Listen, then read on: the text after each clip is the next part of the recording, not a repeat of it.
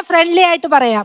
കോഴിക്കോട് ആണല്ലോ, കോഴിക്കോട് കുതിരവട്ടം അറിയാവട്ടം, അവിടെ ഒന്ന് പോണം. അവിടെ എൻ്റെ ചേട്ടന്റെ മോള് ഇന്റേൺഷിപ്പ്, സൈക്കോളജിസ്റ്റ് ഇന്റേൺഷിപ്പ് ചെയ്യുന്നുണ്ട്.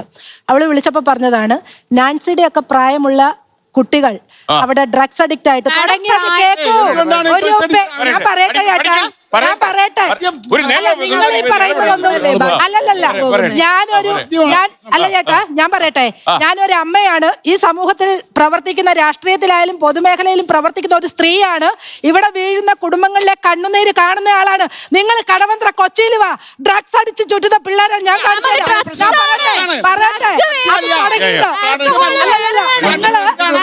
എന്റെ വിഷമം അല്ല ഞാനൊന്നും ഈ ചർച്ചയെ ഞാൻ കാണുന്നത് കേരളം വൈനിന്റെയും ബിയറിന്റെയും വീര്യം കുറഞ്ഞ മദ്യത്തിന്റെയും ഒരു പ്ലാറ്റ്ഫോം ആയിട്ടല്ല. ഇത് കേരളത്തിന്റെ ഭാവിയെ കുറിച്ച് ഒരു ഡിസ്കഷൻ നടക്കേണ്ട ഒരു വേദിയായിട്ടാണ് ഇവിടെ. ഞാൻ പറയട്ടെ, ഞാൻ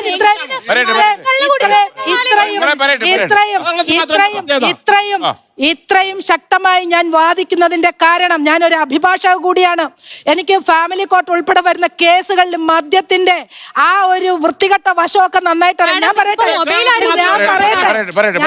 സാർ, നിങ്ങൾ ഈ ചെറിയ അളവിൽ തുടങ്ങിയെന്ന് പറഞ്ഞില്ലേ, ഈ ചെറിയ അളവിൽ തുടങ്ങിയതാണ് സ്റ്റിക്കിലും MDMA-ലും പോയി നിൽക്കുന്നത്.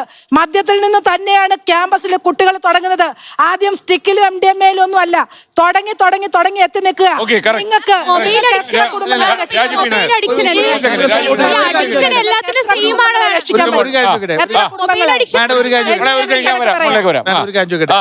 കേരളത്തിൽ മാത്രമല്ലല്ലോ, ഈ മഹാരാഷ്ട്രയിലും ഡൽഹിയിലും എല്ലാം ഇതില്ലേ?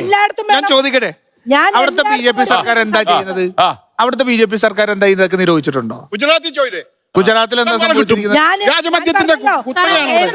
നമുക്ക് പുതിയ തലമുറയൊന്നും ഇരട്ടത്താപ്പ് കൊണ്ടൊന്നും നേരിടാൻ പറ്റില്ല. നമ്മൾ രാഷ്ട്രീയമായിട്ട് പറയുമ്പോൾ തന്നെ പ്രായോഗികമായിട്ടും സാമൂഹികമായിട്ടുള്ള കാര്യങ്ങൾ ഉൾക്കൊണ്ട് വേണം സംസാരിക്കാൻ. ഞങ്ങൾ ഭരിക്കുന്ന